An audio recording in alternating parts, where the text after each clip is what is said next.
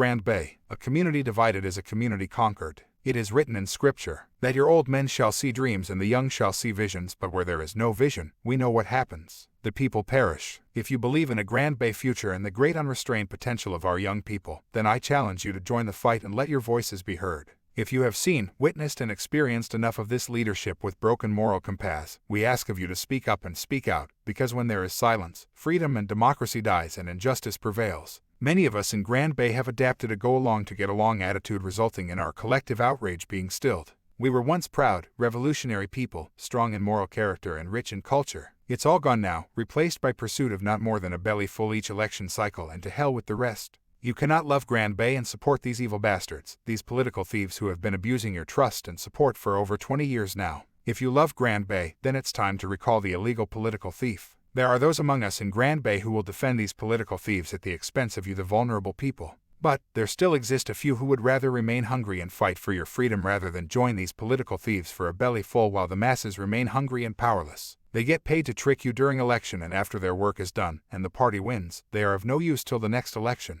Things get bad and they remain silent because they are shame. These shameless people will attack those of us who love Grand Bay for wanting better for our people and for enlightening you of the corruption and how bad things are. But our young people will remember the ones who sold out their future to these political thieves for nothing more than a belly full each election cycle. These bastards have the most money available to them in history of Dominica, yet look at the condition of their so-called stronghold in Dominica by extension. Show me one constituency in Dominica that is thriving under these incompetent political pirates, including Vieques, home of the chief political pirate.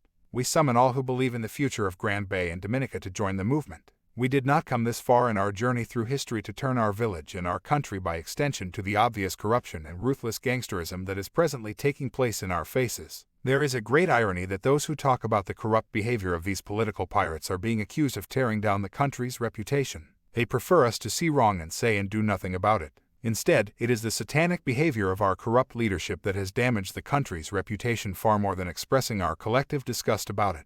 We will continue to cry in silence and experience evil and corrupt governance until we stop being tribal and begin electing leaders who will prioritize public interest over their personal interest. Grand Bay is in need of men and women who are willing to speak truth without fear or favor. We need to reconnect to the revolutionary spirits of our ancestors. We have drifted to a sea of corruption, selfishness, and greed on the part of leadership, and we must confront it boldly with a truthful review of our current situation. Fear has become our greatest enemy. It has silenced our speech and emboldens the political pirates, causing the weak-minded to join in the ranks of the political pirates and sell us out for nothing more than a bellyful during election time. We are a government of laws, not of political pirates. Therefore, the people must rule, not Jumbie money.